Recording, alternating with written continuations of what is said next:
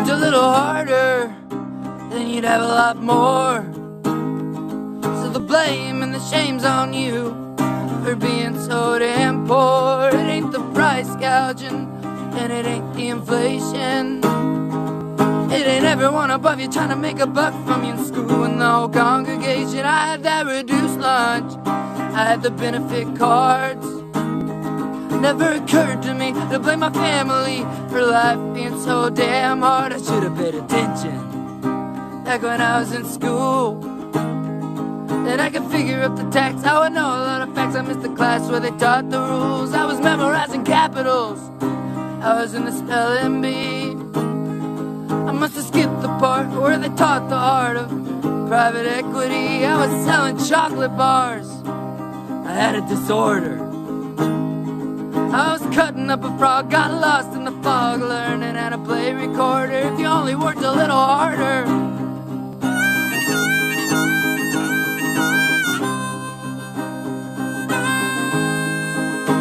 If you worked a little harder. If you worked a little harder. If you worked a little harder, then you'd have a lot more. So the shame and the blame's on you for being so damn poor. It ain't the banks, and it ain't the taxes. It ain't the payday loans and high rent homes and predatory fees and practices. Wave your dumb flag, whatever it means. But you should ask yourself, when it comes to health, are the poor really all that free? If you worked a little harder, if you worked a little harder,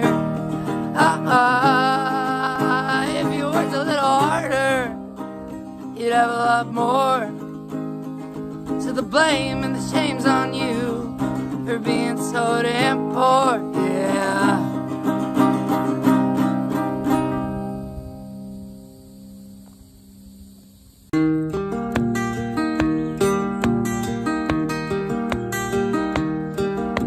War is a murder, good men don't die, children don't starve, and all the women survive. War is a murder, life's what they say, and you're fighting the devil. Murder's okay. War is a murder, they're called casualties. There ain't a veteran with a good night's sleep. Let's talk about dead people. I mean a dead people. The dead don't feel honor, they don't feel that brave. They don't feel avenged, they're lucky if they got graves. Call your dead mother, ask her when she died. It's a deathly silence on the other line. The dead don't talk, but their children don't forget. So in 20 short years you could live to regret that. War isn't murder, there's money at stake. Hell, even Kushner agrees it's good at real estate. War isn't murder, ask Netanyahu. He's got a psalm for that, he's got a bomb for you. War isn't murder, it's an old desert faith. It's a nation state sanctioned righteous hate. Let's talk about dead people. I mean a dead people. War isn't murder, it's the vengeance of God. If you can't see the bodies, they don't blow when they rot. And the flies don't swarm and the children don't cry. If war isn't murder, good men don't die. So in a short 20 years where you vacation the strip, try not and think about the dead and have a nice trip.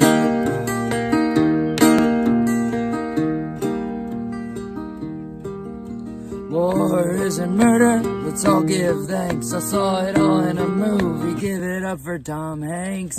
War isn't murder, they don't ship out the poor, and the bullets they fire ain't part of the cure. War isn't murder, land is a right, but the bank's called dibs, it's something you can't fight. Let's talk about dead people. I mean a dead people. The dead don't feel honor, they don't feel that brave. They don't feel avenged, they're lucky if they got graves. Call your dead mother, ask her when she died. It's a deathly silence on the other line. The dead don't talk, but the children don't forget. So in 20 short years you could live to regret that. Everything's good good until it goes bad. Wise man lives a long way from the lab. All aboard the plague train to the gain of function junction. But watch where you're stepping, they got all kinds of bioweapons begging to get loose and cause a disruption. Way out on Little Plum Island, out in the Atlantic Ocean, they studying disease, stuffing ticks and fleas, full of diabolical potions, experimenting, making germs, stirring up a pot of plague chowder. Seeing this form of study, the tick bites the bunny, then you dry the blood and mill it into a powder. Playing Willy Wonka with disease is bound to backfire in time. And what would you know, strange symptoms started to show just across the water in a town called Lyme. Everything's good until it goes bad. Wise man lives a long way from the lab. Now 500,000 people a year get the strange disease called Lyme. Chronic fatigue can make you weak in the knees. More people getting it all the time, and the rent's always due on your government flu, and the rent is getting high. Lyme won't kill you, but the folks will tell you, you just as soon wish you would die. Make a problem, fix a problem, go and get an award. That's U.S. medicine. The biggest threat isn't telling the truth, and buddy, that's for sure. Everything's good until it goes bad. Wise man lives a long way from the lab. All aboard the plague train to the gain of function junction. But watch where you're stepping, they got all kinds of bioweapons begging to get loose and cause a disruption. 1, 2, 1, 2, ready, and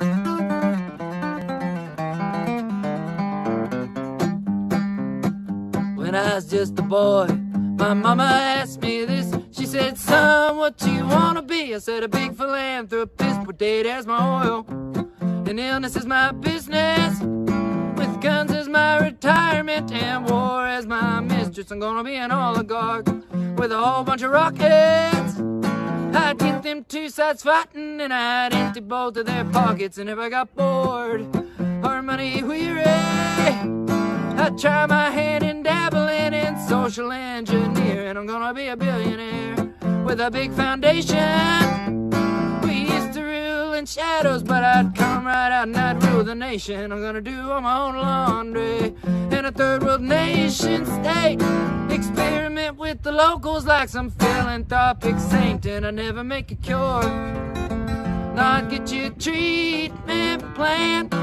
You can die in slow installments, and I'll bleed you while I can. And I travel around the planet in a big old mystery jet. What I did would be my business, and what you did I would collect. If I was a philanthropist, just run around philanthropist. Not a whole lot of help just for myself, but I gotta make it look convincing.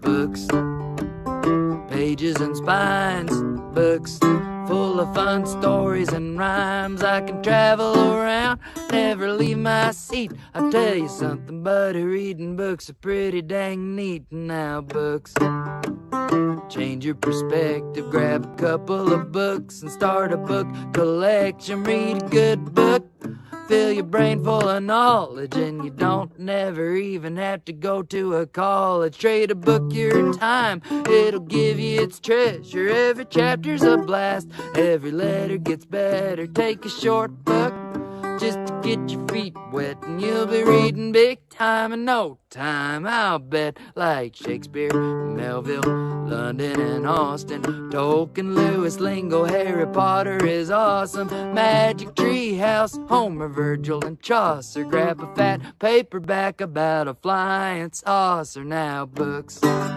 say the things in your head in a brand new way. way you never heard it been said. Ebooks, audiobooks, don't make it hard. You can go pretty far with just a library card. Like Whitman, Steinbeck, Hurston and Faulkner, Hemingway, McCarthy and Miss Mary Oliver. Read a little bit, it'll just take a minute. You can pick a different book if you don't like what's in it. Just read them.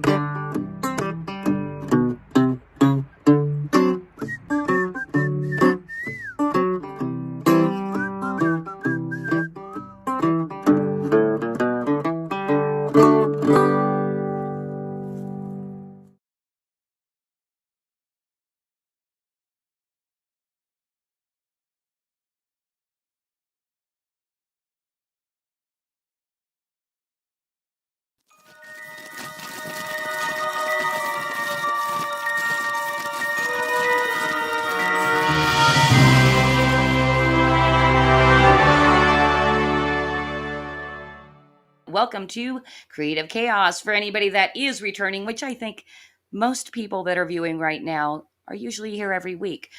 This show is dedicated to shining a spotlight on fascinating people creating fantastic things outside the mainstream. They are basically today's culture creators because we cannot trust the mainstream to not gender swap and race swap things, and it annoys everybody. So me personally, I think just go support the indies, spend your money there. They will definitely love you more than big conglomerations of entertainment networks and all that. So that is what Creative Chaos is all about. And I've got a great guest for you tonight. But first, of course, I got to tell you why. Besides, of course, highlighting awesome people, I got to let you know that Flip City Magazine is the one that sponsors this show. Flip City Magazine is the reason we do this show. And I'm actually not going to really plug Flip City very much. I want to talk more about collaboration. Something that we launched a few months ago with the Madness Comic Network. Shout out to you guys over there. We launched a collaboration. It was the brainchild of both Omar Glitch and Levi Skeen. They came up with the idea that they should do some stuff for Flip City Magazine. So, an idea was created that Flip City Magazine would give them a topic to draw on, and then whoever decided that they wanted to participate would live draw during the draw streams whenever they felt like working on the project. And we just wrapped our recent one up. Last week, I asked you to go vote in our serial killers and the women that love them contest. And we got up to 102 votes, and my goal was 100. So I was super stoked about that. And we have a winner. Cause if you can just bring up the image of the winner for me. It was Omar Garcia, aka Omar Glitch. You can see his little tags there on either side. People really got a kick out of the unintentional serial killer being an OnlyFans girl and the starving simp that can't eat anything but cat food because she takes all his money. He gives it to her willingly. Um, Not sure why she has a knife, but it's okay. We'll work with it.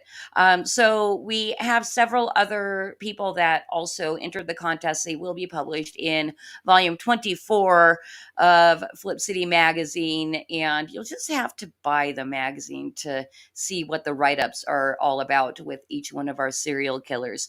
All right, cause you can bring that down. Besides collaborating with Madness Comic Network live draw streamers, we've been doing all kinds of other collaborations. I was thinking of it because I was just going to talk about this one particular collaboration, but something else cool happened today. We've been collaborating with Joey B. Tunes, who has over 1 million subscribers over on YouTube. He is a hilarious comedian that does a lot of clown world idiocracy commentary, and he's been doing it for a while.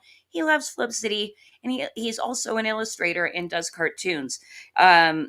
His first appearance in Flip City was in volume 22. So for anybody that was subscribed, you've already gotten our first edition with Joey B. Tunes in it. His page, his dedicated page is called Concerned Citizens Corner. But something really cool that he did today, and I didn't prepare a cause for this, so I just brought it up on my phone. He did a cool thing over on Instagram. I didn't know exactly what was happening. Okay. And the post doesn't matter that much that you can't really see the image.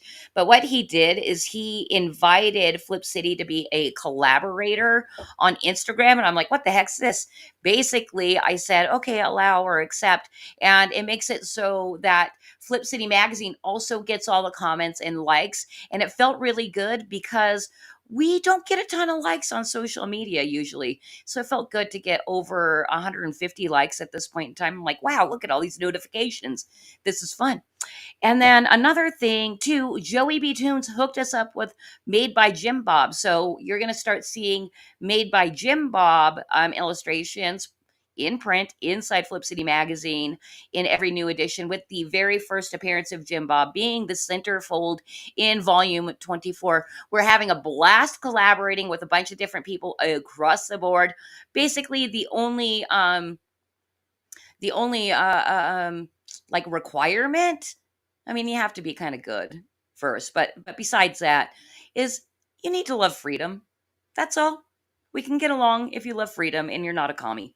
So that's kind of what's going on with Flip City. If you want to check out who we are, you can just go over and type in flipcitymag.com, and that'll take you to our website. We've got a free magazine there. It links to all of our social medias, all that great fun stuff. So, yeah, that does it for what's going on with Flip City. And if everybody that's watching tonight, I see there's 32 viewers out there at this. Oh, if you could, what should people do, Batman? Like, subscribe, hit that gold pill, send us some gold pills, click that red pill, Oh, and subscribe, and make sure you share. Love it. Ring that bell, subscribe, and hit that bell. oh, look at that.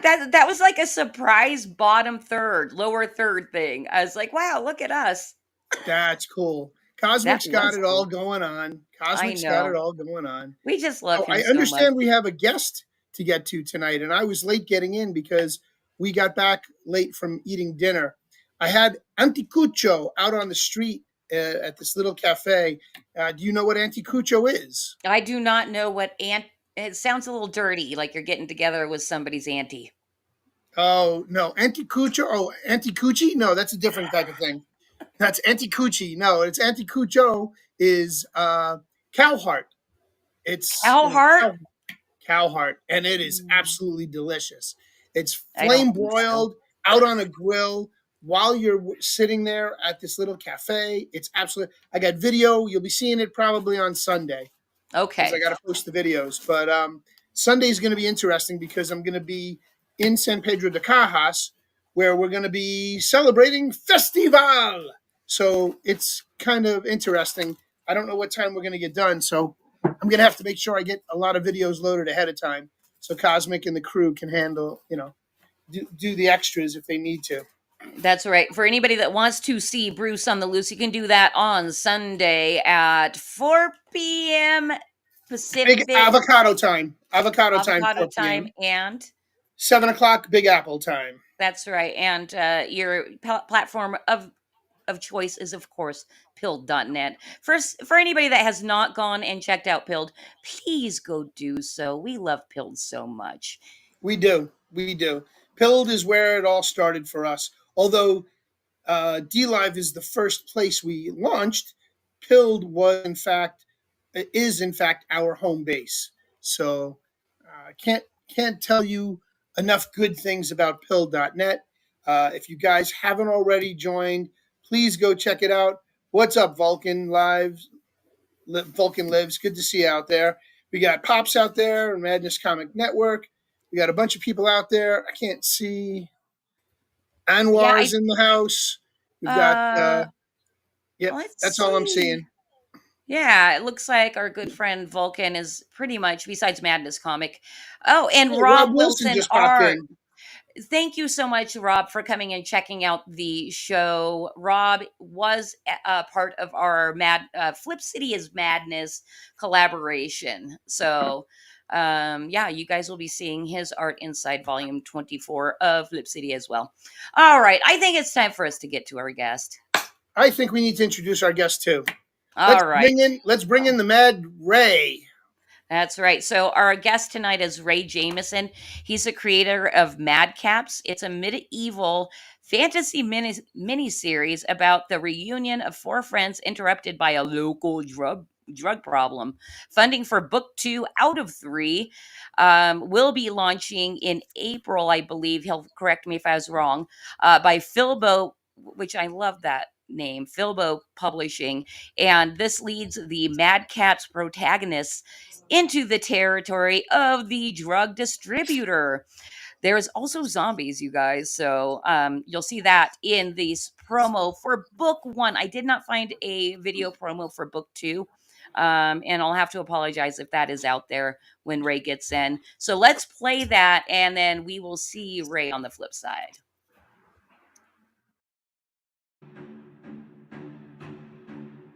A brawny intellectual, a devout farmer, a good-hearted charlatan, and a social facilitator. This circle of friends shall reunite in their hometown, Ivywood. Before they can depart for employment, they are interrupted by a local drug problem which carries hidden, sinister undertones. Can they survive the night?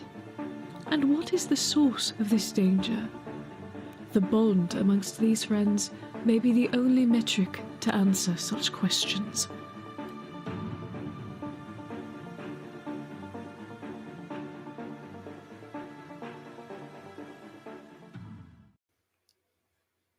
He'll be here. There he is. What's up, Ray? There I am. So, Festival, I want to hear more about this. He's given his time up to you, Bruce. Festival. I'm sorry. Say that again. Tell me more about Festival. I live up north. Oh. I'm in Canada. I'm not familiar with Festival. Okay, so Festival in Peru is a lot different than Festival anywhere else. It's a bunch of the local town folk get dressed up in their fancy dress garb, and they dance for hours on end. They have lots of good food, and they celebrate. Elavia, como festival, ¿por qué? Do you understand Spanish, Ray? No, I speak half French and full English. There you go. Cat French. Okay, there you go. Yeah. That's a new one on me. Cat French. Cat French, yes. Meow, meow, meow. Well, that too. Well, right now here in Winnipeg, Manitoba, we have Festival de Voyageur, which is about the fur trader era. It celebrates all of the culture that went on in that time.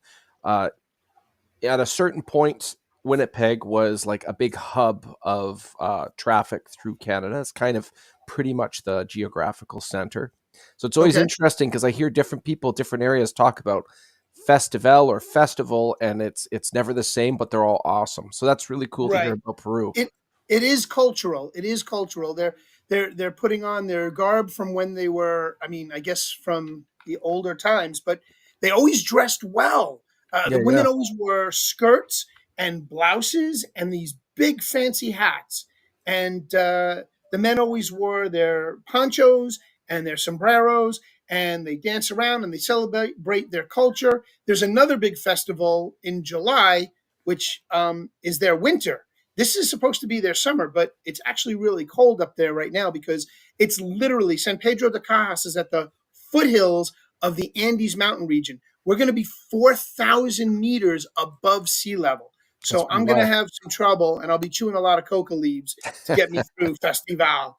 And it's what I did the last time I wound up in Cusco. I chewed coca leaves the entire time we were there, and I was the only one that didn't get sick. The rest of my family all got sick.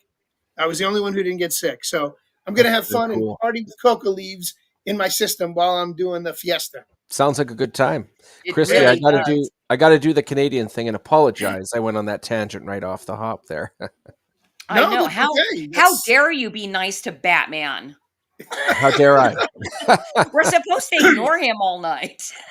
Ah, Well, So on that note, hey Batman, do you want to get right into our first segment so we can get to know Ray as quickly as possible? please, All right. let's roll the stinger. let's do it.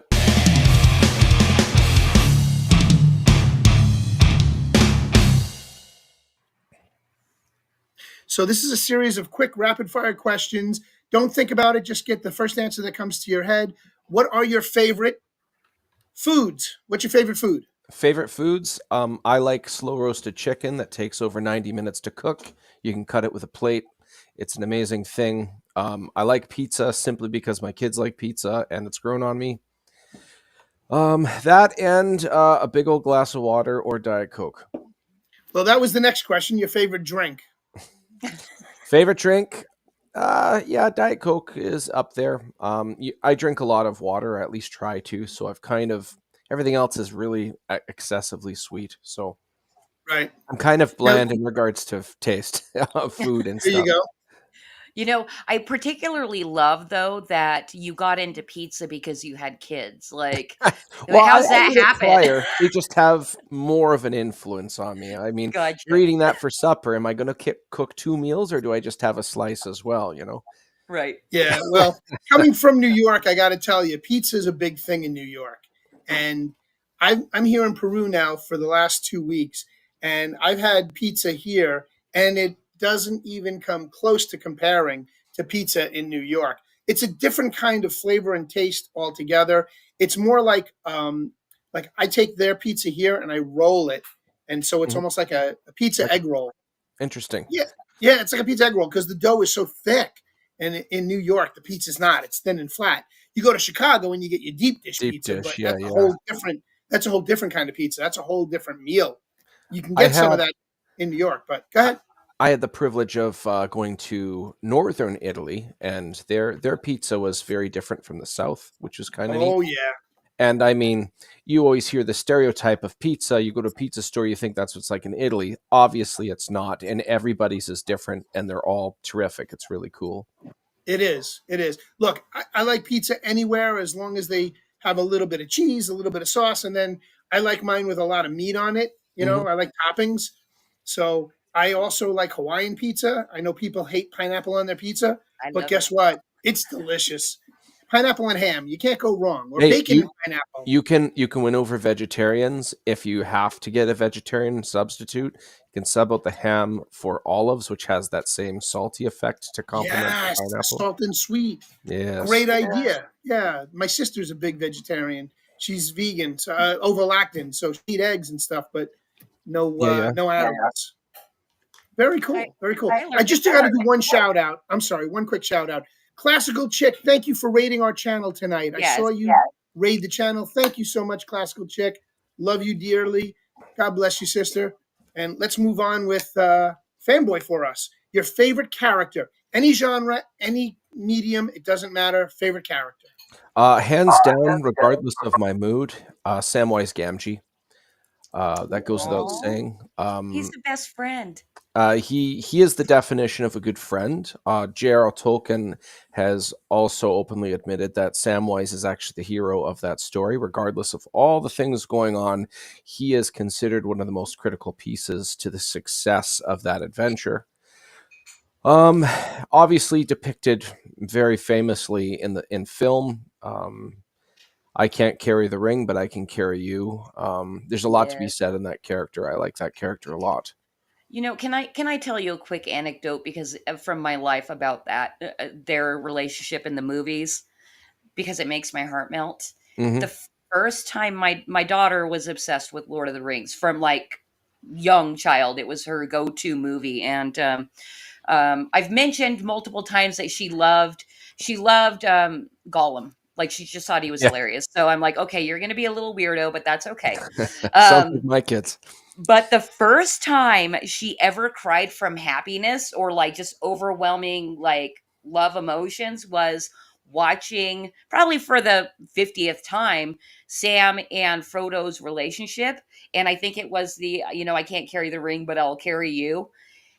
And I walked into her and she's just bawling. She's like, Mom, I don't know why I'm crying. And I said, what is it? What's wrong? thinking something else happened. And she's like, Sam and Frodo, they're friends. They love each other. And it was just so sweet. I'm like, wow, what a developmental milestone, for me to Yep. be, have the pleasure of experiencing with her. And I had to explain to her why she was crying. I'm Hmm. like, yeah, you can cry when you're happy too. Isn't that crazy? Yeah, that's Samwise. Another character, it's actually well, two real life ones. One is James Braddock, movie. Russell Crowe depicted him in Cinderella Man. He boxed during the Depression, and he was basically fighting for milk. That's a really good story. He's a very fascinating character to me. And then another one, real world, is Desmond Doss, who was a fellow who fought in the Second World War for the uh, for USA, but he never wanted to carry a gun, and he was a medic. Even medics have to carry guns, but he didn't want to. One of his most amazing accomplishments. A lot of it sounds very fantastical, but one of the shining moments in his career as a soldier was every morning the Americans would take the ridge, and then every night the Japanese would drive him back down. And one night he stayed up, and all night he saved over 200 people and lowered them down the ridge, which is like 200 feet. And to have that kind of resilience, the platoon originally was not in favor of him. They gave him a really hard time. They threw things at him, name called him and stuff. And for him to go and save these people, there's a documentary. He was played by Andrew Garfield. I mean, the movie Hacksaw I Ridge. was just going to say, I remember the movie, but And Yeah, with I do Andrew too. Garfield. It was impressive. there's a documentary at the end of the movie that Mel Gibson did. They took a piece out of the documentary. The actual captain that was played by Vince Vaughn in the movie, but the actual person when he was still alive, he recalled being saved by Desmond Doss. He says, I treated him so bad, and he starts crying, and he says, and of all the people to save me, it's this guy. And that's a very, very powerful thing for people to transcend uh, personal problems in an environment and do the right thing.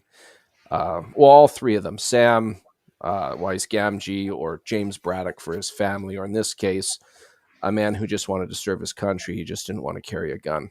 It's a really cool dynamic, a pattern I really appreciate in storytelling. Yeah, it's amazing. Like you seem to have a fondness for altruistic characters, which is nice. That's like that speaks volumes of to who you are as well. Yeah, And I hope and you I, carry some of those virtues. yeah, and another thing about altruism, that's a very difficult thing to actually portray. Usually it's done to a level where it's taken as cheesy or like a cheap perfume. It's too strong, too much. I like Steve Rogers for similar reasons, which is understandable. But there's times where people will scoff at it. But if you do it in the right flavor and in the right taste, it's done in a way where people just kind of, much like your daughter Krista crying over Sam and Frodo with their friendship, it can be done in a way that should be inspiring people as opposed to cudgeling a person about do the good thing, right? Right. It's not preachy. Yes. It's just inspiring. That's how the message should be delivered. Right. Yeah. I think And I they think did it. that's something that a lot of creatives get stuck in is the preachiness of what they're trying. It's like a delicate line Hmm. to It's a difficult, traverse. delicate line. Yes. Yeah. I cut you off, Very good. Bruce. The last one, I think, if I'm not mistaken, is movie. Favorite movie. Favorite movie? There's lots of good ones. I already mentioned two. I mentioned the Lord of the Rings trilogy. I actually mentioned three. I mentioned Cinderella Man and also Hacksaw Ridge. I think those are great. In regards to superhero movies from the original Sam Raimi trilogy, Spider-Man 2, Tobey Maguire versus Doc Ock. A Yeah. really good job of this is what it's like to be an adult. I say to everybody, it's very difficult nowadays. Dare I use the phrase kids these days? But dare I use that phrase? But you go back 50 years when you were in your room, you didn't have your own television, you didn't have your own cell phone, you didn't have all of these luxurious things. And every family's different. Not every kid has the same amount of toys and stuff.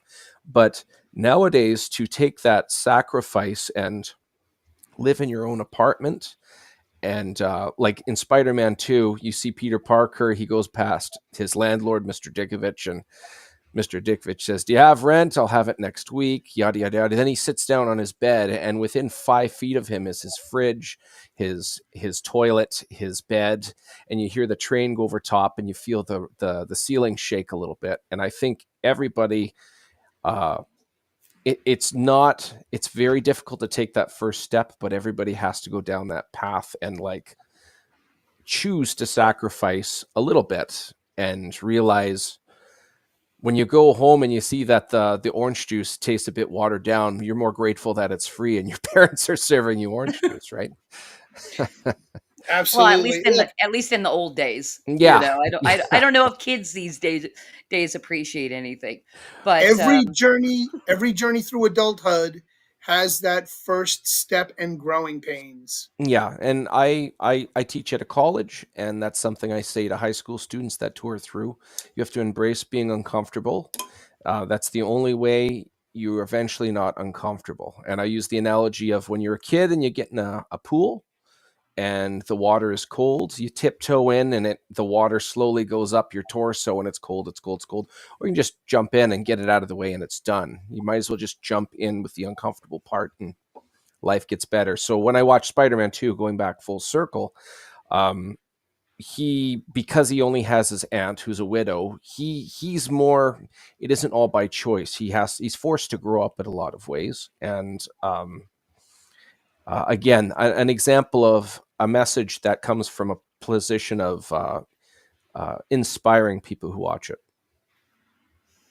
awesome. Hey, Bruce, you did not go through your full list. I'm actually going to take this opportunity to backtrack a teeny tiny bit.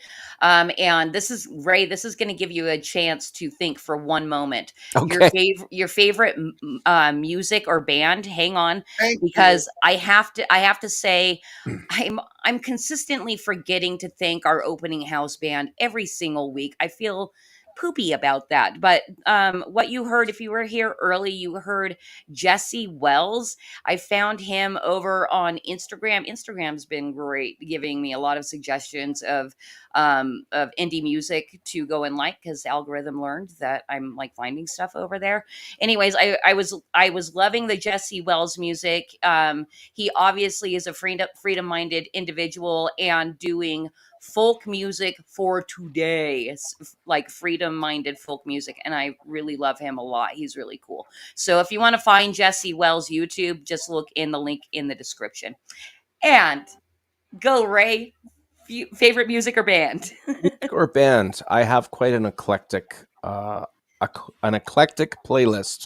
So Me I couldn't give you a favorite genre or band. One thing I do have a heavy affinity for is soundtracks, scores of motion pictures. I really like orchestrated music, especially if I'm not familiar with it. One thing I find, especially from the creative end, when I am writing a story, if I have to drive somewhere for a half hour, if I'm playing something without lyrics, it's really good for painting pictures in my mind.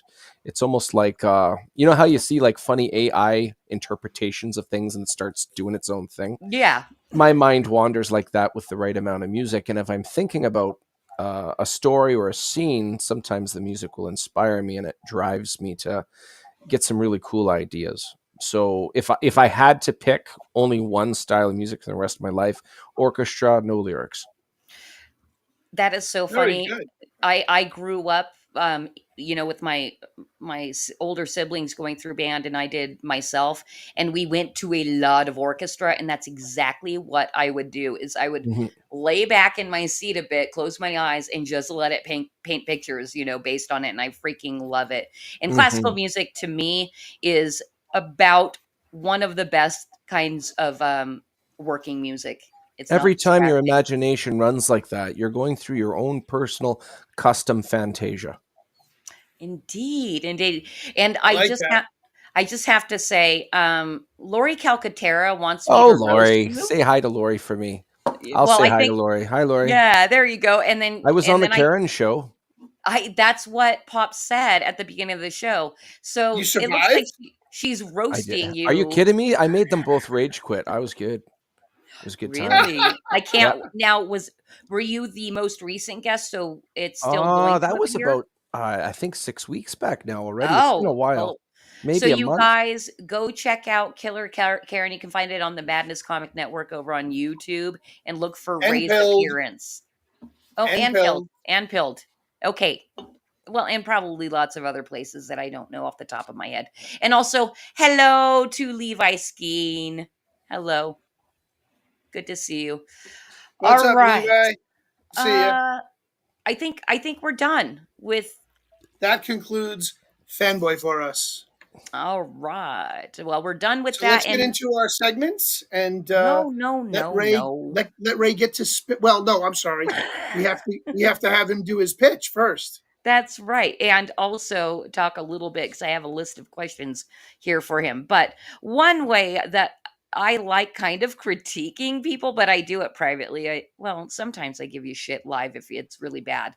Is is I just like to hear your elevator pitch for your project. So what's going on? What's your elevator pitch for the Madcaps? Elevator pitch, 3-issue miniseries, medieval fantasy themed. As you've already alluded to, it revolves around 4 friends meeting back at their childhood hometown. An undead outbreak interrupts the reunion. After helping the guards stave off the outbreak, they are inclined to believe it has some type of connection to a local drug problem. So from there, if I had to summarize it, imagine an adult version of Scooby-Doo minus the dog in a medieval fantasy setting. Kind of like almost like a whodunit, but not quite. Okay. Now, is there any mask taking off? Not masks. No, I can say honestly, there's no masks taken off. All right. All right. And then There are heads removed. There are heads removed. Well, not gonna lie to you, but next question. Yeah. Well, so and that was something that because you were kind enough, and I thank you very much for sending over your issue number 1 so I could get a feel for what you've got going on over there. And I did enjoy reading it. I'm not a huge comic book reader, but I've been really enjoying when I have guests coming on who send me the PDF. So thank you so much for that. But that Right was on. that was something that I thought was kind of cool is because it kind of seems to reflect what's going on in our culture right now. It seems to me that your undead are becoming undead because of a certain drug. Well, it's funny. Now issue 1 has been out for a year, so I'm okay talking about the entire issue. Obviously, I'm going to have it for sale during the Kickstarter for issue 2 in April. So obviously, I don't show everything, but in regards to talking about the issue, so after the outbreak is pacified, the full-blooded dwarf Sarlacc, he recognizes one of the downed undead individuals, but he says there's no bite marks on it. This is very weird. He says when I saw this fella stumbling around during our festival, he was with 2 others, but I told them all to go to my church to calm down and get the stuff out of their system. The local drug, it's fictional. It's called Weave, and there's not too much known about it other than if you ingest enough of it, it starts shutting down your organs and your body. So it's hard to breathe. Your digestive tract starts shutting down. Your heart slows down. If you take too much of it, essentially your body just stops, and that's it. And so they get to the church, but there's a curveball. It's inferred, like they start, okay, is this drug is that what caused patient 0 here? Is this the issue? So when they get there, yeah, one of the 2 that was at the church is all erratic, and this thing gets killed. Really cool scene with Madrakis grabbing the thing by the neck and setting its head on fire and throwing it aside. But the other one is not, and they're kind of thrown for a loop because all of them took the same stuff, but one of them didn't turn. So there's obviously more going on than they fully understand. With that said, they don't even know if these two to dynamics are related. Maybe the outbreak had nothing to do with the drug. They don't really know. The one individual that didn't turn, he did confess to them where he did pick up the stuff and knew where there's a, a new shipment coming through. So they're able to intercept that shipment, and that's where the comic ends. So the second issue is finding where the distributor is and going into enemy territory. So anybody who's going to deal with stuff that the law is going to frown on, usually you're going to have hired muscle if you have an area with stuff. So I can't really say any more than that, but well, you know what I will say is one of the individuals amongst the four, they actually kind of bounce off each other. When do we admit that we're over our head? Like, we're not really fighters or anything. Even the big guy Madrakis, he wears ceremonial armor. It reflects his culture. He's big and strong, but he's not a skilled mercenary or anything like that. So they have a metaphorical crossroads of where do we pull the plug? When do we admit that we're way outside of our experience here? So Right. And something that I really appreciated at the end of your book that you had was a description of every character. I kind yes, of wish uh I haven't reread the book, but after getting those descriptions, I am going to reread it. And I was like, oh darn, I wish I would have scrolled first and seen this so I if could have only, had more context. it's You almost like know? I did that on purpose. Right now, you got to read it a second time. Yes. I'm like, you just made it rereadable Yes. because I know more Do about these you, characters. off the top of your head, out of the four of them, every time I put somebody on the spot, it's understandable because they have kind of unique names. They're not like Bob and Fred. So if you forget the name, I understand. But do you have a favorite character, like one that really I stands out to you at all? I think I'm liking the dwarf at this point, The full-blooded especially. dwarf, the one with the beard and the axe, or the Ye- half dwarf with the hammer? Oh, maybe I've got them mixed up because whichever one is the one that is apparently like more religious, or Oh, if that was. that's the full-blooded dwarf. That's Sarlacc. Sarlacc Swamp Trudger is his full name. Yeah, and for anybody that's like curious as to who the characters are, as far as what I have available, the thumbnail I believe has that dwarf. It's the middle image on the Yes, thumbnail, and you yes, have him done in a stained glass style illustration, which I heard while I was doing because I lurk people when people are going to come on. So I watched a portion of one of your other interviews, and you had said that that's going to be a metallic cover. yes. So I that's wanted that exciting. stained glass to really stand out. I've always wanted to do a metal foil cover, but it couldn't just be anything. But stained glass seems to, I feel, will really complement. They just seem like they go hand in hand. I'm really looking forward to seeing that when it's done. Yeah. What's up, Grey Wolf? Just wanted to say hello because you popped in. Thank you for coming over to Creative Chaos. And so was I correct in your intro, reading your intro? It was April that you're Yes, launching. April Fools. Oh, really? That's a On the very Tuesday. first? On the Yes, very first. all of April.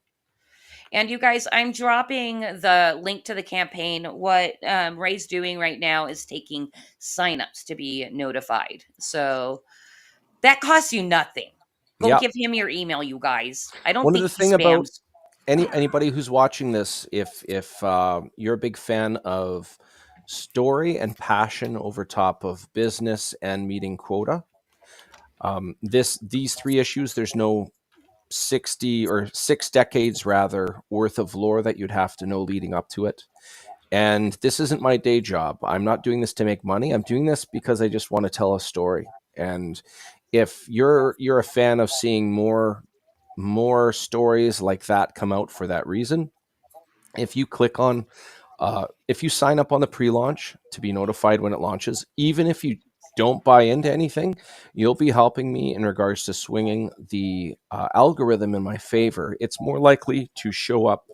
I drank too much pop and I'm trying not to belch here. Oh, go ahead. That is what this show is There all we go. about. But anyways, yeah, if you follow that pre-launch, you'll be swaying the algorithm in the favor of the project. You raise the chances of it getting onto the radar of others. So it is a very important thing. So if anything, if you just click on follow, like you said, Krista, or Christy rather, I know a Krista. I was just talking to a Krista today. I Oh, okay. apologize, but anyways, that one thing doesn't cost you anything, and 3 seconds of time, if that. Okay. So yeah, I did, you guys, I did a boo-boo, and I didn't fully copy the link the first time, and I dropped the wrong link. Just ignore that one. The second one that says Kickstarter, click that link and go sign up to be notified of the project. Even if you ignore the email, it doesn't even matter because it's just going to help with the algorithm. The And link ends with a 2. oh, yeah. I'm just telling the people listening. Okay. I'm like, okay, yes, I did. You I'm did it like, right. don't tell me I screwed up 2 times in a row. I give myself one chance to be a numbskull. All right, so wait a minute. We're on the campaign now. Now where do we? Oh, I don't know what I just did. Where do we start following?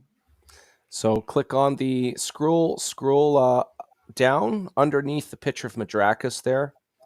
There should be on your phone, it should be a black button, notify upon Notify launch. me. There we go. There it is. Done. Beautiful. Thank you very much. I really appreciate that. Yep. Absolutely. Thank you. Costs you And it says nothing. here. And It hey, says you here that you're in Bayport, New York. That's actually my publisher's area. He runs my Kickstarter for me. So he takes a Gotcha. percentage, and like I said, this is not my day job, so it's Right. it's a very beneficial deal. I'm a big fan. Shout out to Philbo Publishing for all the support they've given me in getting this story out there. Excellent. it is funny because I have that on my list of questions. So I'm glad you brought up Philbo because I think I was going to just zoom past it. How did you find your publisher, and why did you decide to go through a publisher instead of like doing it yourself and keeping it all? Well, it's funny. The publisher was completely by we'll say through the natural generation of social media. I accumulated a network, and every once in a while I'd speak to different publishers and say, what do you think of my art? I have all the interiors done for issue 1, and we would talk back and forth, and Phil Russert being one of them. And eventually I can't, it was such a subtle thing, I can't even recall we'll call it the TSN turning point of me going under Philbo Publishing to get this out to the masses accordingly. This is my first time creating a comic. I don't have a big network, so I gain from dipping into his network, of course. So if he's publishing, he'll be advertising me. And then on the flip side, like for him doing the work on this Kickstarter launch, he gets a percentage. Everybody, it's a mutual gain. And at the end of the first one, I was very happy with how it all turned out. I didn't even flinch to get issue 2 going with him. Fantastic. And yeah, it seems like to me in my lurky research is you launched for issue 1 at the same time last year. 11 months earlier, yes. So almost a full year. Last time we started at the end of April, and we Okay. were done by the end of May. This time we're going at the start of April. Well, good for you. Good. Is that the plan, is to, at least with this first mini series that you're doing, to do 1 a year? Unknown. I'm going with what the tide has to offer me. So, at the absolute longest, I'd like to go a year. I'd like to do like twice a year or something like that at this current rate. But it all depends on budget. It depends on timing with my publisher, and there's probably like a half dozen other reasons. But right now, my focus right now, I'm not even thinking about when to launch number 3, even though I have 3 covers already done for it. It's on the side right now. I want to talk about, or I want to keep issue 2 on my radar until the end of April, and then I'll start thinking, okay, what's next? How much did I make off of issue 2's Kickstarter? That is another variable where, okay, I have this much money. This dictates how much I can get done in the next X amount of time, and so forth and so on. Fantastic. And hey, because we just recently talked about helping with the algorithm and everything, I see that there are 49 people watching us right now, which is pretty darn good for a creative chaos night. People, anybody that's new over here that just popped in, even if you're going to leave immediately, if you could like, share, and or subscribe, and all those things, that would be really awesome. And Bruce, will you do me a huge favor, because you were so wonderful with the conversation? Could you please take over hosting duties for one moment? I have to get out of my seat. Absolutely. All No right, problem. fantastic. Thank you. I want to ask you a question, Ray, since I have Mhm. you here. You tell me you're a teacher. I You're a am. professor? Uh, What age? Age range adults. Now, Okay. one thing, I'm not saying it's off limits, but I do like to keep my personal life a little bit of a buffer. I got a wife and kids, so I just try to keep that general. But yes, I teach at a college. I teach adults. I am. I like my job. It's great, man. So I just wanted to find out what topic you discuss in your classes. Um, Lots of mathematics, lots of geometry, lots of Okay. really cool stuff. Very good. And have any of your students taken notice of your comic book yet? For where I work has conflict of interest clauses. So to avoid anything hairy like that, I don't say anything at work. Very few people at work are aware of it. Okay. Understood. And that being said, I see our dear Christy hostess is back. So I'm going I'm to turn it back over to Christy Mack. I'm back, and I think it is time for us to go into our final three segments. Ray, this is where we really test your mettle and see if you're as easygoing as you actually seem. Well, let's find out. You seem pretty easygoing, but we're gonna test you here. All right. Our very first segment is called Mansplain. I love Mansplain because I think most people know men, especially white heterosexual men. You said you had children, so I'm assuming. And we know you guys. It really at least seems culturally you're the most hated person on earth and are silenced the most. And so that's what I'm doing. I'm giving you a platform. So we're going to get into mansplain. Mansplain. Mansplaining has positively changed her life. You can see it in her eyes. These are her eyes. I have them. I have your eye. I have eyes. Okay. But I wouldn't know if it wasn't for JP Sears. So thank you so much, JP Sears. All right, mansplain. I didn't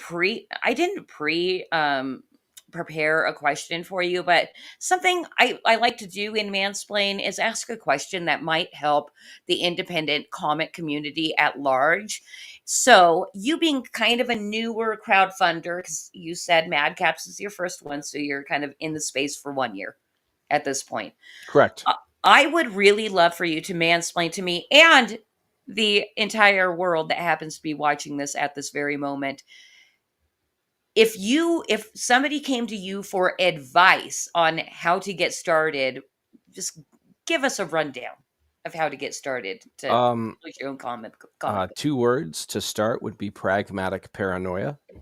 So big one would be budget and relationships with any talent you're working with. You mentioned me being easygoing. I am definitely a people person, and some people have strengths in certain avenues of life, and other people have strengths in other avenues. One of my strengths is I have a good job. I think I have a good ability of being able to get along with anybody. You've dabbled a little bit mentioning like politics and stuff, or mansplaining. There's people on either side of the fence of that. I can get along with either side of the fence on that stuff. You have to get along with your artists, and that's been pretty good for me. I haven't seen too much drama on social media in regards to comics, but of the little I have seen, there's at least one individual that isn't even trying to get along, kind of thing. So when I say pragmatic paranoia, just like any relationship takes work, well, relationship with people you're partnered up with on a project, that's no different. Making sure that you are being smart about your budget and don't overspend. If you need to spend more, that means you're not ready to spend yet. Wait.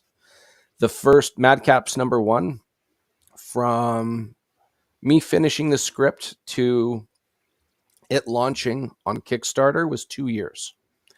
And there's a wide range of reasons for that. And the big ones were I wanted to make sure I can't dictate if the book is good or not. That's up for other people to dictate to me. And because of that, being somebody who's written a comic for the first time, I can't control that. But just like Jerry Seinfeld once said, he didn't feel Seinfeld was good because he was funny. He felt it was funny because he surrounded himself with talent, which was funny. And for me, for the artists, the inkers, the letterers, the colorers, the cover artists, I wanted to make sure I had something worthy of the industry, because for what I was writing, I don't have control over that, but the rest I did. So those variables, I think, would be a very important fundamental basis to begin with. Well, that's a fantastic answer. And just kind of regarding working with artists and everything, have you maintained your relationship with the artist from the first book? Is it the same on your second? I almost have the same team. The only person I don't is Evan Quiring.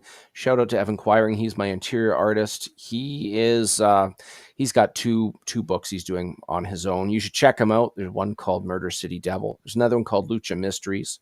They're both very cool and unique for their own respective ways. I was very fortunate for issue 2 to pick up Victor Medina. Victor Medina I can't show anything yet.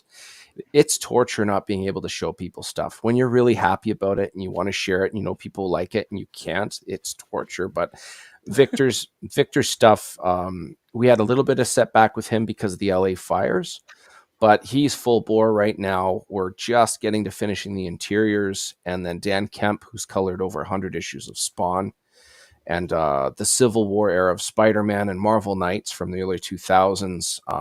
He's coloring everything, also the covers, and his brother Dave.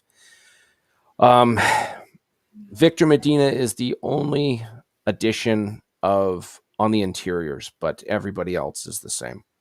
That's fantastic. And you know what? You just reminded me, because I think it's your pinned comment on your Facebook, is you have an art contest going on. I do. Currently. Yes. Do you want to talk about that a little bit? Absolutely. So it's going on. The final day to submit is on the 28th. The contest, it exists only on Facebook. So if you were to look me up, DM Ray, my profile picture is a group of the Madcaps, all 4 of them. And it's a line art contest. Whoever wins, Dan Koepp will be coloring it, and it will actually be on one of the pages in the back of issue number 2. And in order to participate, you just have to do 2 things. The first one is you share the image of that pinned post on my profile. And the second thing is you leave a medium resolution capture of your line art in the comments of that picture. And so I don't think I even opened the comments. How's the contest going? You got some submissions? We do have some submissions. I'm waiting on 4 more. So what I did at the back half of this month is I looked through everybody that shared my image, and I reached out to all of them and said, hey, thanks for sharing. If you're one of the people that's entering as well, make sure to leave your image in the comments. There's, I believe, 4 more coming in. There's already 2 in there. It's really cool. I don't have exposure to this type of, I don't have a big network.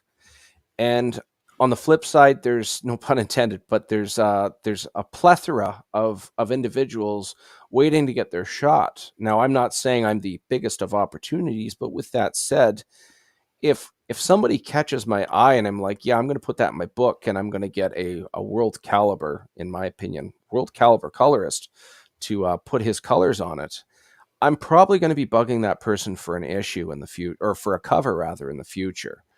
So I'm I'm really, really excited. From the stuff I've seen so far, it's really awesome, but I'm really excited to see the rest of it. I will be picking on, I'll announce who won probably on March 1st. Depends what day of the week that is. It'll probably be more like the 3rd or 4th, the following week. So the Monday or the Tuesday. I don't know. I might announce it via a stream, or I might just announce it on my page and say congratulations to tag name here, show the image. This will be seen in the book, and so forth and so on. Well, I got to tell you, I'm super excited that I asked you about the draw contest, because you just gave me an idea for my own draw contest to kind of force people to share online. Because that really is, in my opinion, that is why we do collaborations and everything, is to help uh each other boost each other's yeah, profiles, for me it was a byproduct. The main reason I wanted to share is so I could follow up near the end. Anybody who intended to, I could look on the share list and just say, hey, just a reminder. I wanted to make sure that some people see it, and then that's the due date is 2 months later, or 8 weeks later, 2 months. So, okay, 7 weeks to go. The person who had the intention completely forgot about it. But if they shared it, I could see who shared. I could reach out to them and remind them. That was my main intention. But you're right. You do get the win of somebody sharing your content and giving you that exposure. Of course, it's a good point. Good. Well, thank you for that. I'm walking away with a real tidbit, I think a very golden piece of information that is going Cool. to help Thank me you. with my own. So any of you live draw streamers, I know Rob and Levi were listening. If you heard that, Levi, I know you share anyways. Rob, you can work a little harder on that. No, just kidding. Love you. um okay, I think we are done with our mansplain segment, and we're going to go into a very, very special segment. And this is fun because I don't know if you're a conspiracy theorist or not, but basically, the reason behind Conspiracy Corner, just don't get scared. Oh, I'm not scared. I love Okay, good. talking about this stuff. It's Oh, interesting, even if you don't yes. believe in it. Even if you I, don't I like believe in it. exhausting the thought. It's just interesting. I do have aluminum foil. I can make a hat if that would help. Well, I've got one, and it's been protecting us on YouTube so far. I always So think you. of I always think of that scene in Signs when the uncle and the two kids put the foil hats on. They're reading the book. Mhm. They look up at Mel Gibson.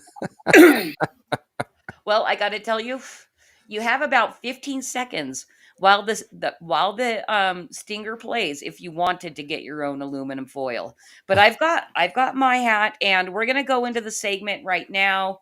If you're not like in your seat by the time we get back, it's okay. I got Batman to have That's okay. conversation I with I me. can I can do this without the hat. That's okay. Okay, good. Well, we're gonna get into the segment, and then I'm gonna explain it. So let's get into Conspiracy Corner.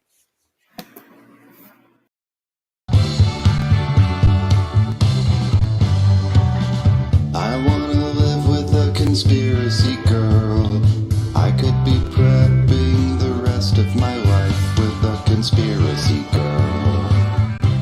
Those weren't Aliens. aliens.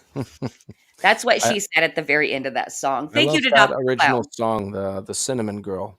Yes, it My was. father used to listen to that on the radio a lot when he was still alive. Reminds me of him. Oh, that's sweet. I And don't think. here we are talking about conspiracy theories. Yes, and I have no idea if your father was a conspiracy theorist. But that's neither here nor there. I'm going to explain how Conspiracy Corner works. A few months back, we decided as a group in the chat that they would love a spinner wheel. Okay, so we have a spinner wheel here with a ton of crazy conspiracies on them. And we're going to bring the wheel up, and I'm going to explain how the wheel works. So we have all these topics here. Wow. It actually That's got to doesn't. be like 40, 50 conspiracies. I could make it even bigger, and I've been Wow. considering doing it, but I'm lazy and I have a lot of other stuff on my plate. So it is as it stands. Anyway, the way this wheel works is we're going to spin it and it's going to land on a topic. If you don't like it, you can pass and spin again. Okay. If you don't like that one, you can spin one final time, but no matter what it lands on, you must speak on it. And this is why I also love having writers on, is even if you don't know anything about the topic, you can make shit up. It does not matter. Okay? Do you understand the rules, sir? I'm thinking of the scene in that one Simpsons episode where all of the parents get that special like mojo booster, and all the kids are stuck by themselves in the afternoons, and they start spinning up these conspiracies why the parents all spend their times in their rooms. They don't actually understand the birds and the bees. But yes, I'm ready to go if you are. All right, fantastic. I have to first say what is up to Zesty Zanimal. I've never seen you in our chat before. Welcome. And I don't know if you were making fun of Ray because he's fancy because he has tinfoil, or if you're fancy because you have actual tinfoil. Let us know in the chat. But in the meantime, while you're letting us know, we're going to spin this wheels and see what we land on. Let's go, Kaz.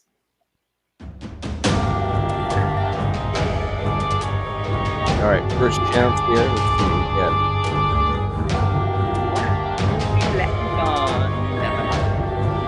Ooh, get dark. Angels and demons. Angels and demons. That's so broad, but it's all been done. I'm gonna pass. Next one. All right. That one's too. That one's. That one's exhausted. Okay. He wants something that's not exhausted. Yes. We'll see. Something that's unique. Maybe he wants Tartaria. I don't know. I don't think we've ever landed on Tartaria.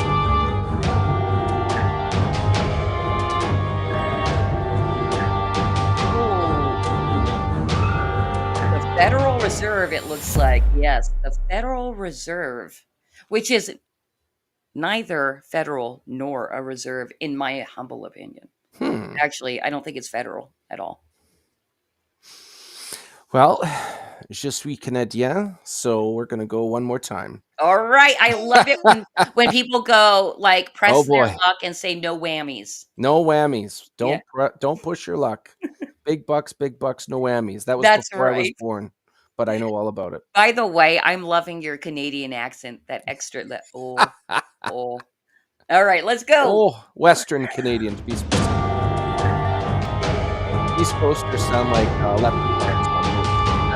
Do they?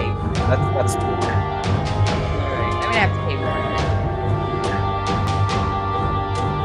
Oh, Voodoo or Santeria? That's what you're stuck with, buddy. Voodoo. Okay, all right. So, I know what voodoo is, but Santeria. Let me. It's a song by Sublime. How about Santorina Conspiracy? No cheating, no. Oh, I'm not allowed to cheat. Okay, I don't have to do that. All right. Okay, we'll go with voodoo. Voodoo is it's some pretty wacky stuff. What I will say is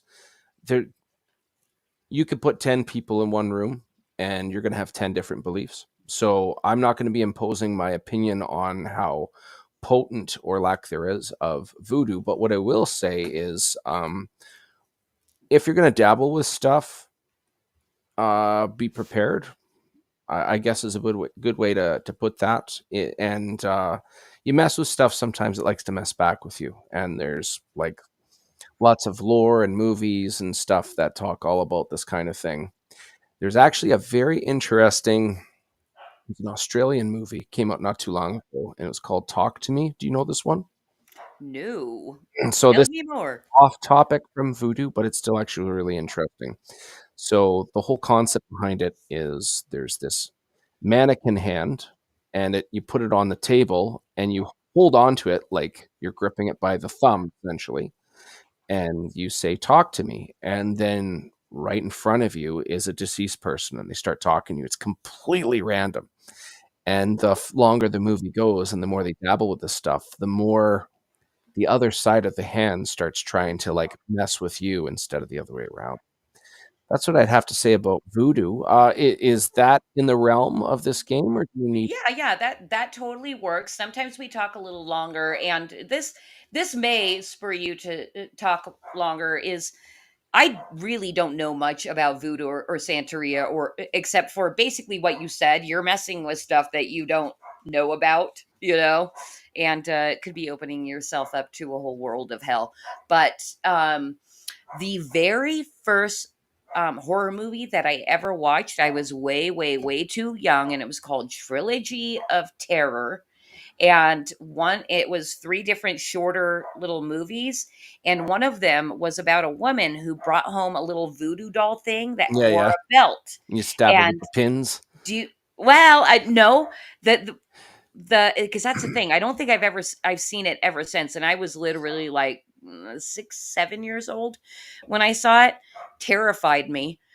But the story was, if the belt fell off this voodoo doll, it would come to life.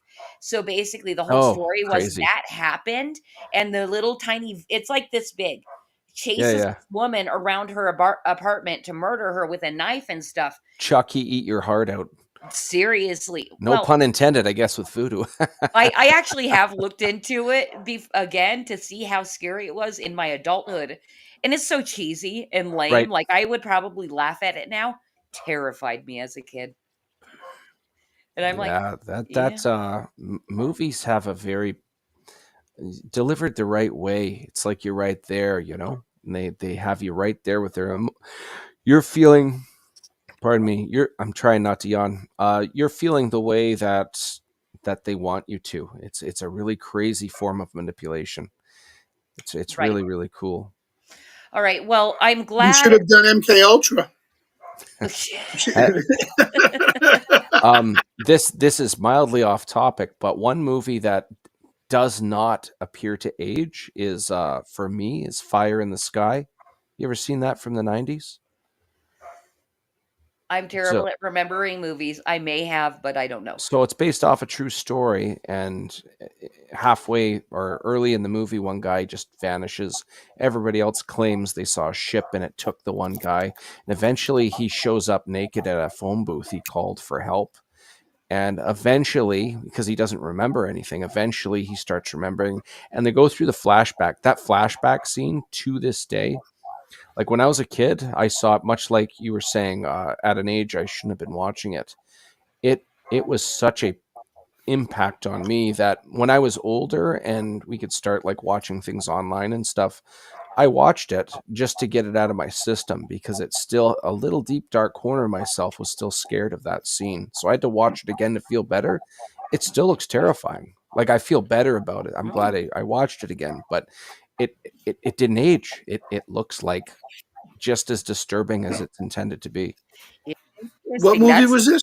Fire in the Sky. I think it came out in 92, 93 maybe. Fire in the Sky.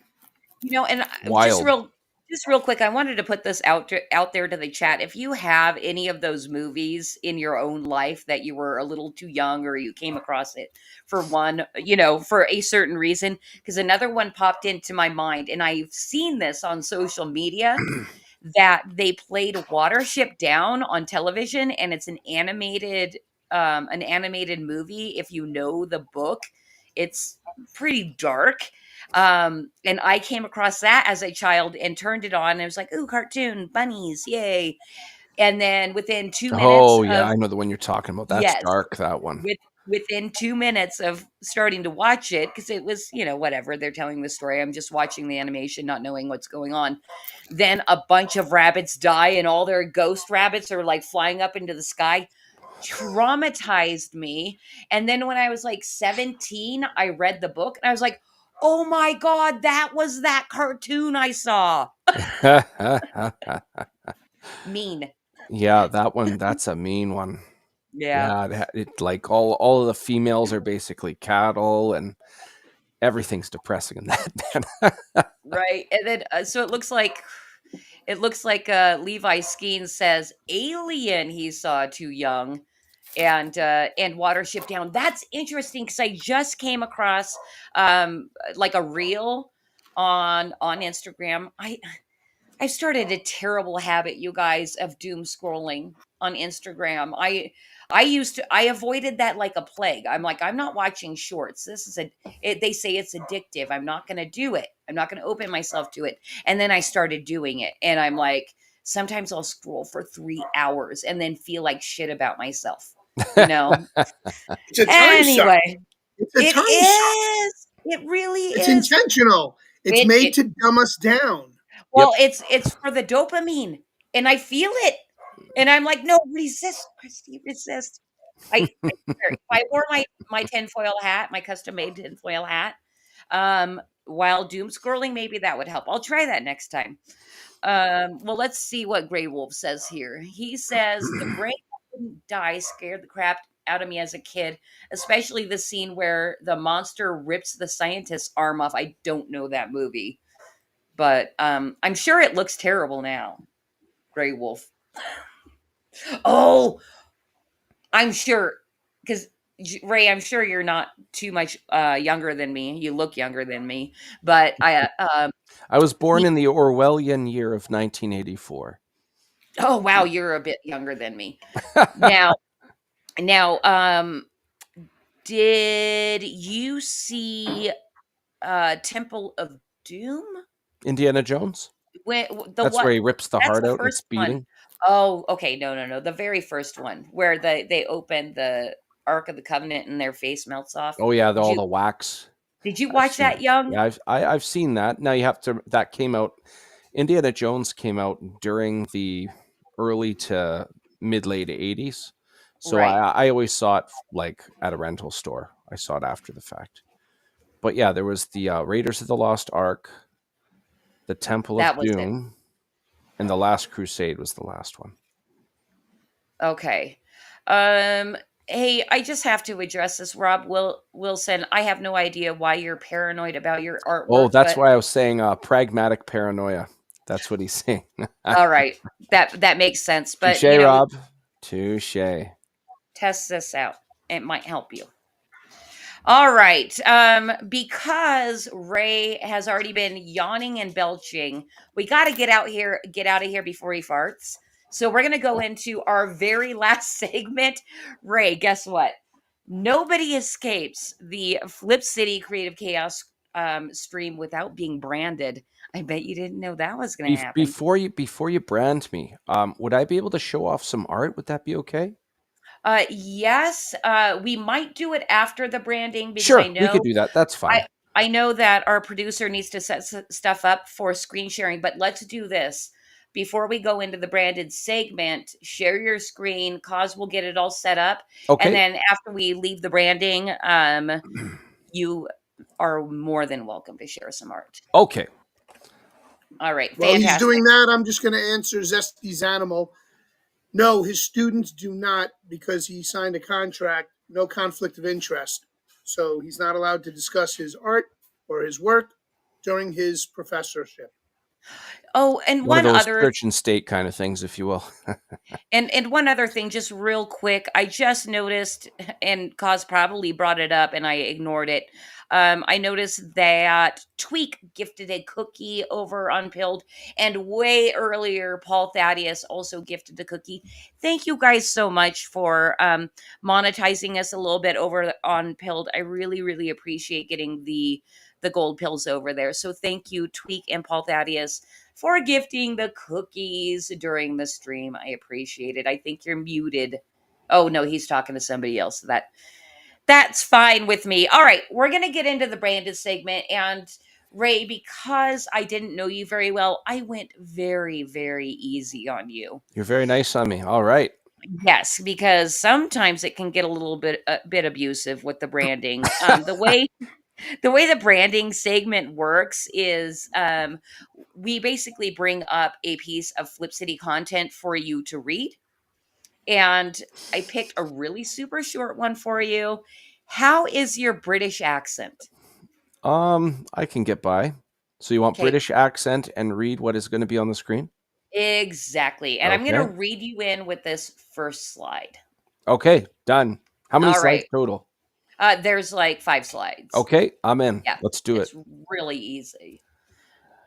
Okay, Oh Boomer. no. I'm sorry. I don't know what I forgot. I did okay, boomer. This one's a little bit different. Okay, You don't have to do a British I'm going accent. to do it anyways. That's fine. You're gonna be I'm just all kidding. the boomers, and I'm gonna be the second person. It's Okay. super easy. You're the boomers. It's quite obvious. All right. All So right. I Okay, read what the boomer. boomer says. Let's do Yes. this.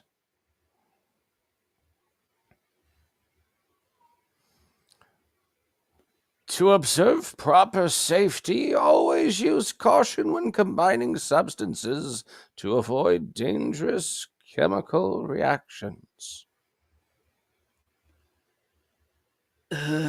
Okay, boomer.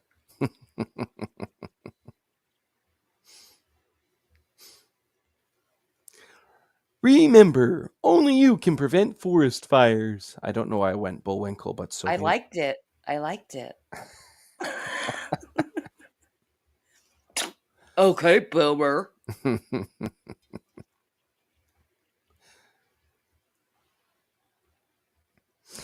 In the near future, humans will be able to upload their brains to a computer, but scientists warn the process is extremely risky. Okay, boomer. And I'm good at this. That's what's going to happen here. Is it just me? Did I take this over? I just see me on the screen. Are we doing the okay boomer? Am I about to get branded? Is that what's happening here? So apparently, I'll say hi to Levi's again. Thank you. I appreciate. Sometimes I'm silly with the voices. I'm a father of 3, so you have to do that. That's a given. absolutely. Do you read to your children? I do. I've read. You know what? I've read The Hobbit to my kids. They loved The Hobbit. They thought that was really, really cool. I spoiled them 2 Decembers back. We watched all of Lord of the Rings, and I had to cut out some of the real scary stuff because they're all under the age of 10. But they liked it so much. I read The Hobbit. I said, this takes place before. Remember Bilbo when he gave the ring away? This is the adventure how he found the ring. So we read all of that, and then after that, we watched the Hobbit trilogy, which isn't. I mean, there's a lot of addition and things to it, but they really like that too. So, yeah, I do a lot of reading with my kids. My son, he sees some of my art for the Madcaps. It's a little outside of his age range, so I tell him, when you're 13, you can read it, no problem. I'm sure he could read it earlier, but he respects that. But he really likes the art. He's actually drawn some pictures for me. My birthday, which was a couple of weeks ago, he drew the Madcaps and Stickman version, and it's kind of cool having little minions that aspire to be like you. So I better behave myself. Exactly. I mean, that is the role of the father, is to be, the Inspire. gold standard. Yes, as long as possible. Yeah, because when they get older, they get rid of you.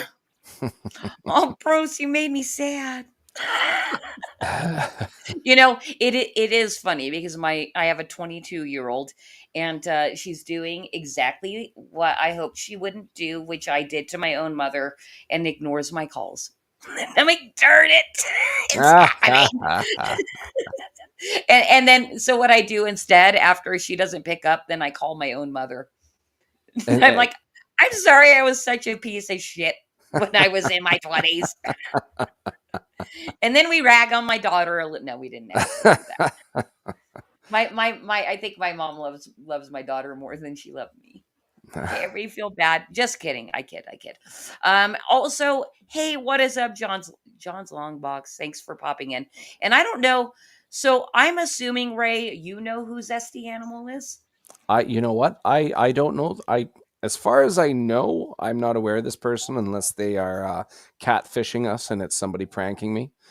But gotcha, because I'm super intriguing. I should do like a Kevin Conroy Dark Knight kind of thing. I don't. But I'm happy to be of entertainment. So Well, I mean, Uh, that is the purpose of Creative uh, Chaos. I bring people on. this zesty animal. Yeah, check out the Madcaps, and if you're really liking my imagination, I wrote that entire story. Issue 1 and 2 launches April 1st. If you click on follow, you'd be helping me out a lot here. But thank you for the nice compliment. Yes, and I dropped that. I've been dropping the link throughout the night in the Right on. chats, and I just dropped it one more time for you. And we're going to start wrapping it up for the evening. As you said, you would like people to go over and follow Yes. your project on Here we go on here. Kickstarter. I've got Um, 5 pictures to show off here. I'll just say them really quick. So this is one of the pinups from the first campaign. We're going to be selling it again. That's drawn by Sean Langley, colored by Dan Kemp. You can see the 4 main characters there. Undead closing in on them. If you like zombies, you'll definitely get it in this mini series from the start to the end. And this is the main cover for issue 2. This is where they're going into uncharted territory. As you can see, the overgrowth and the path that they're about to enter. I love how all 4 of them have mildly different expressions of doing this. Some are reluctant. Then you got the little guy up front with a little smirk on his face. 3 more to go. Yeah, so this one, as already mentioned earlier, this is stained glass. Jenna Stark drew it. Dave Kemp colored it. It's going to be metal foil, limited edition, but that metal foil is going to make that stained glass pop. I'm really looking forward to how that one's going to look.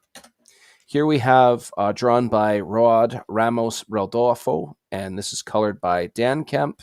This is Madrakis, who he's using his arcane abilities. He's actually pulling Earth upward, as you can see it in the foreground. And these are all scenes that happen in issue 2. So I'm really, really looking forward to showing off what these covers are depicting. This is Chasgo. He is the good-hearted charlatan that has to hide his appearance. In this issue, it's the first time you see his pet here, Emix, which is a 3-eyed albino crow. And lastly, by the way, just real quick on that last image, thanks, Cuz, for bringing it back. I really love the colors on that. I was so happy to put it on the thumbnail. Yeah, this one was quite the challenge, and it's because there's a lot of blue, but it's also at nighttime. So, Dave, who colored it, he just knocked it out of the park. Like there's so much like Jay Sloan, who drew this. Even just the emotion from the position of the body. You don't know if he's sad or just thinking in his thoughts. His pet is keeping him company. This is a fella that doesn't fit in with his own people, but other people would kill him if they knew what he actually was. So using magic, he hides his appearance. But here he is in his true form, just sitting and thinking. He's very lonely in a lot of ways, even though he's not ever by himself per se, except in this image, of course. And then lastly, this one's not covered yet. It'll be colored next week. And this is Dunanini, the little guy. Just a bunch of zombies closing in. This is the final variant cover. So those are all the covers. Within the next couple weeks, I might be able to tease a little bit of the interior art. Victor Medina's been working like a madman, and I'm really looking forward to how that's going to look when it's done. I'll stop sharing this because I know we're kind of pressed for time. But I'm again, not pressed for time. Okay, cool. So sharing screen request cancel. All I wanted to say, did I turn my screen off? Yes, I did. Okay, so yeah, if you like, 3-eyed albino crow. It's got 3 eyes. Its name is Emix. It's a really cool thing. Issue 1 and 2 will be on that pre-launch or on that Kickstarter pre-launch on now. And this is a project of passion, not a project of profit. You will definitely see something of somebody who's just trying to tell a cool story. I can tell you with conviction, anybody that's looking for something unique, something that's intellectually stimulating, you will get all of that through these 3 issues. So please, please, please click on pre-launch follow, and I will be more than happy to oblige your entertaining bug. Fantastic. And you know what? I actually wanted to highlight a couple of things here from Zesty Animal. I don't believe that they that they are out here just trolling or anything. No, I was teasing. Yeah, oh Very nice no, to meet you. no, of course. I just wanted to say welcome and thank you so much for telling us who you are and what you do.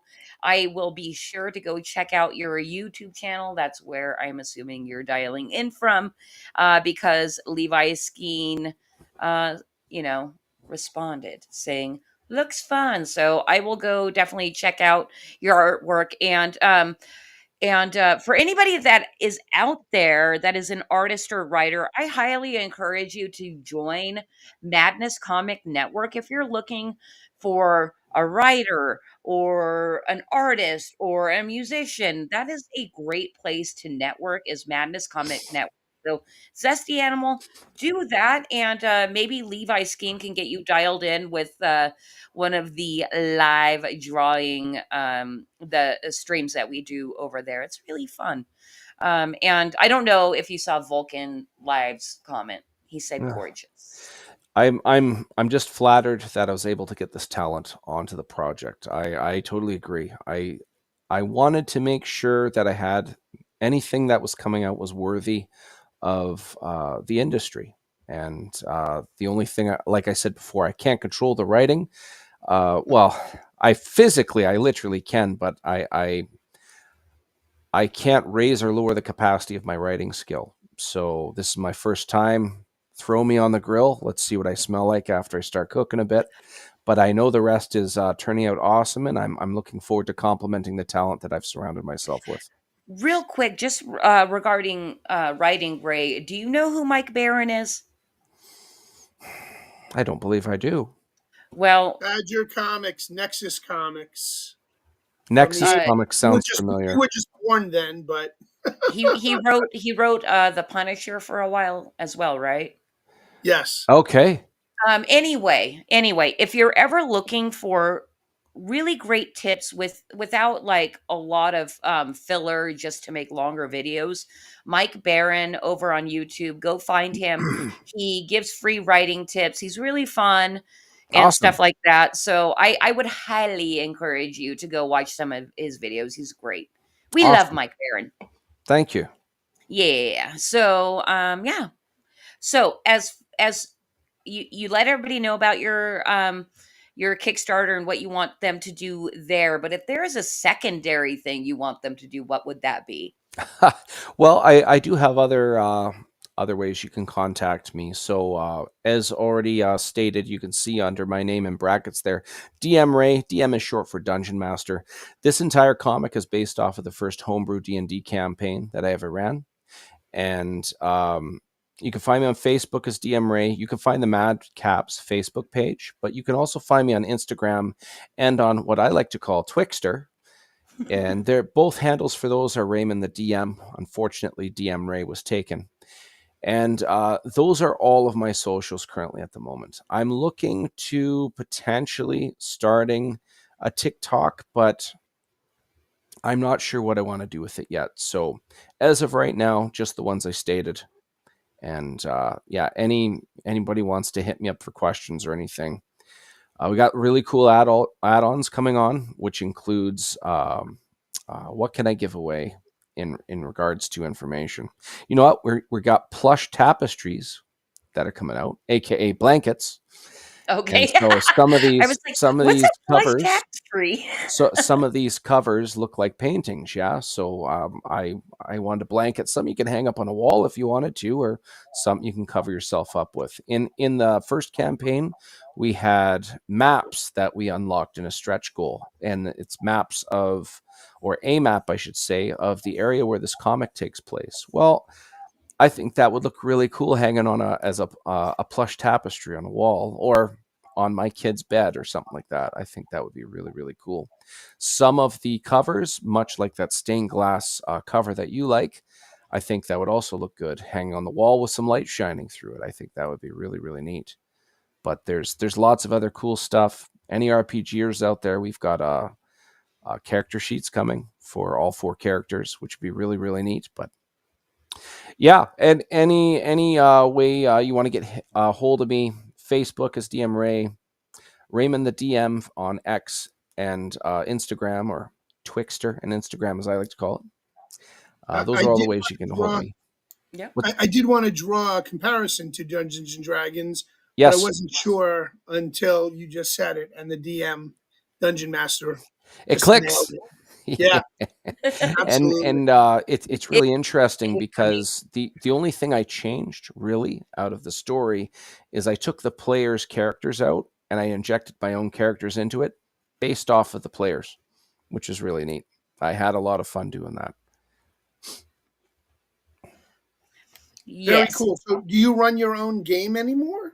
Oh yeah, I've been a homebrew where everything is made by me. I'm not going off of any pre-made modules or anything. That way Hasbro can't sue me, of course.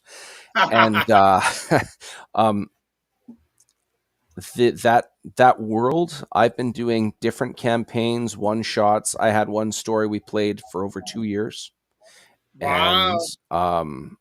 it all exists in the same realm, and a slice of life of all of that time played is expressed in this comic book. So when you read it, you will, and Christy, you can confirm this.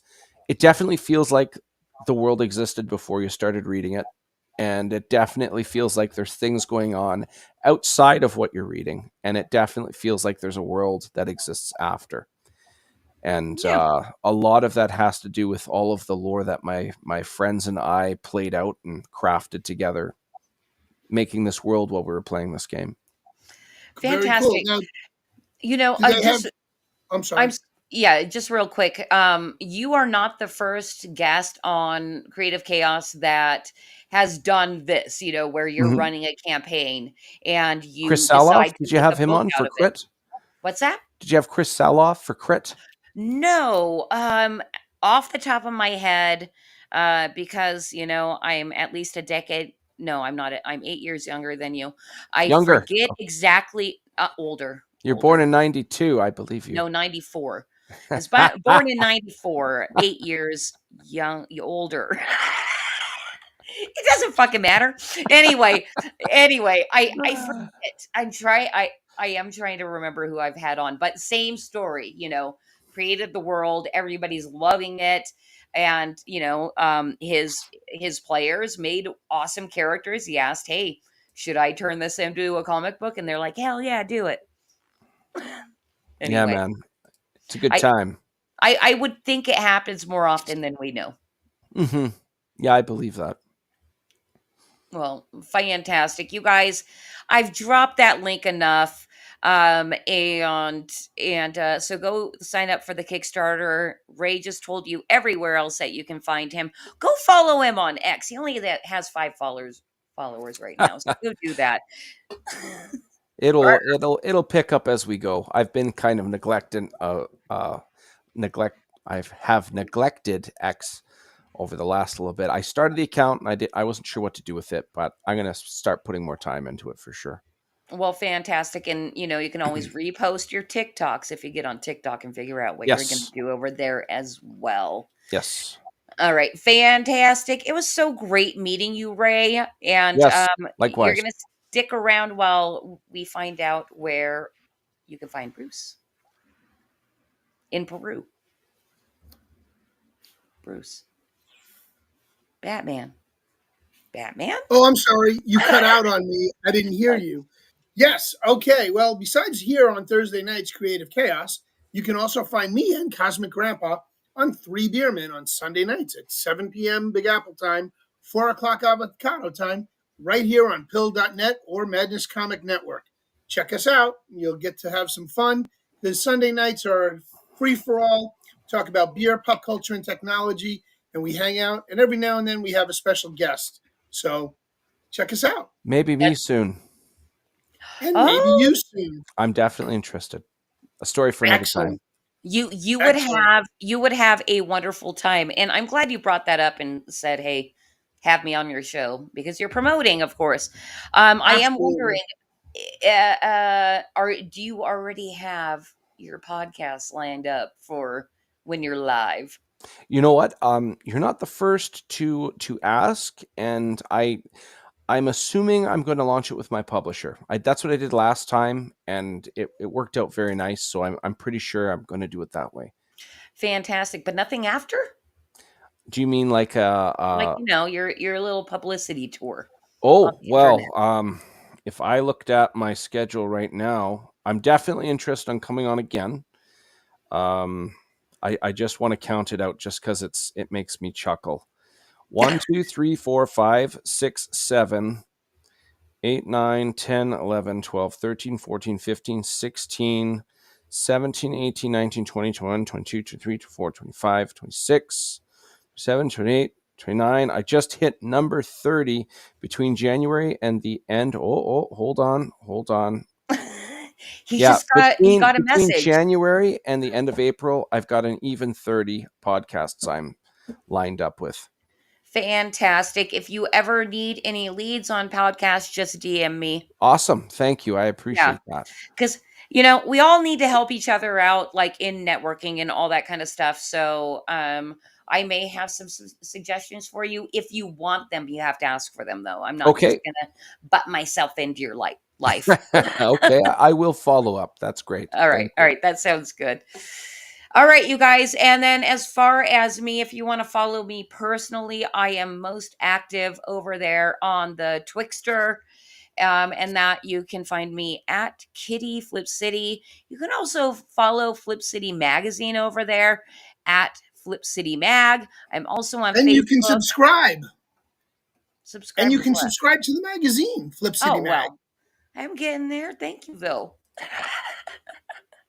Go check out also our website, flipcitymag.com, and poke around over there. You can read our free magazine. You can sign up for our email list. You can link through to all of our social medias. Like, it's almost insane how many places we are across the Interzone, and gets overwhelming sometimes. But we are really working on our Substack for even more free content. You can subscribe to our Substack and get periodic notifications on what we've got going on. Flip City really is the mad and cracked magazine for now. So if you know what those things were, and you are a freedom-minded individual, I guarantee you're going to love Flip City Magazine. If you don't know what Mad and Cracked was, go check out Flip City Magazine and see what real satire is.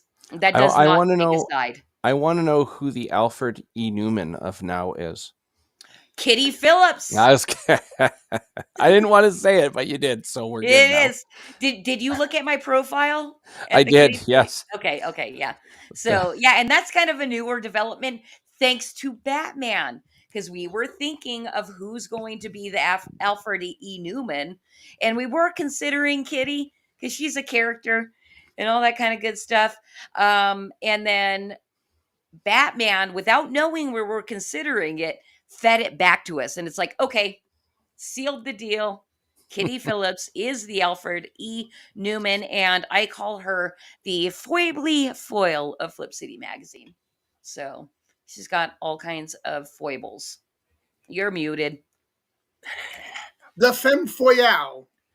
Ooh, I like that better now. Femme foyale.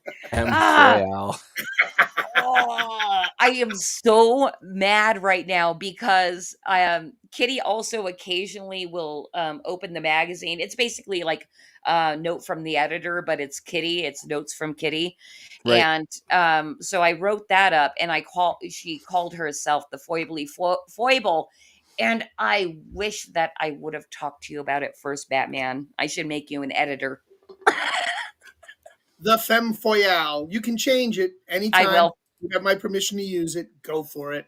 Thank you, dear. I love you so much. I love you so much. Thank you. We just got a raid on pilled.net from a buddy of mine, CDP4JC. Thank you, CDP. Hi, CDP, but that looks like that came from Classical Chick Stream forever and a day ago. Oh, you really? guys, I still need to set a raid over on Pilled, and I think I'm going to set it to Atomic Annie because I really, really love I love independent everything. Like, it's my freaking passion.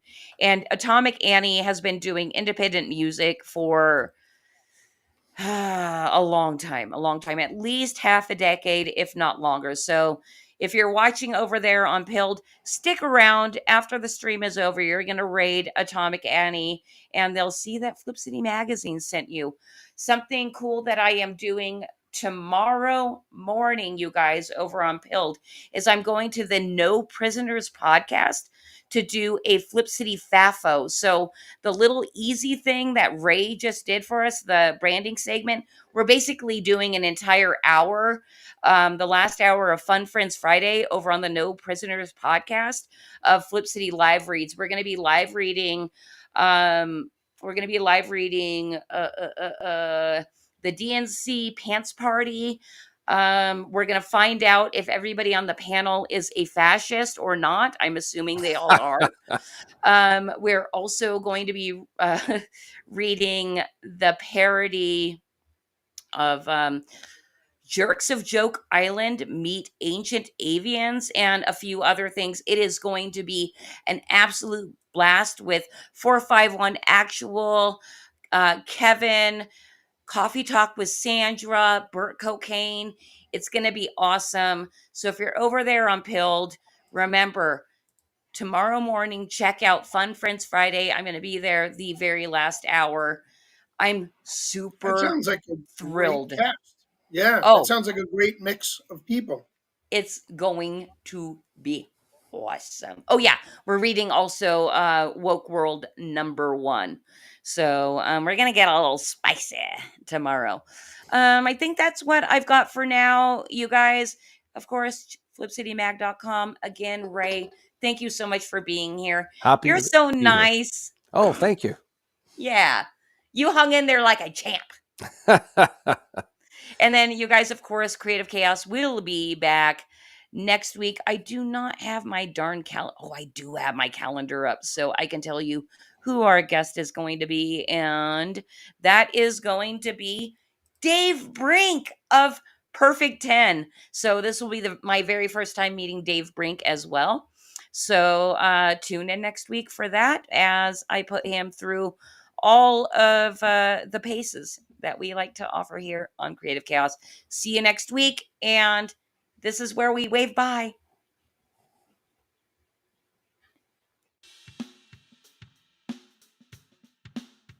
Okay, class. List everything insensitive, exclusionary, bigoted, nationalistic, misogynistic, and offensive that you can find in history's great myths and legends.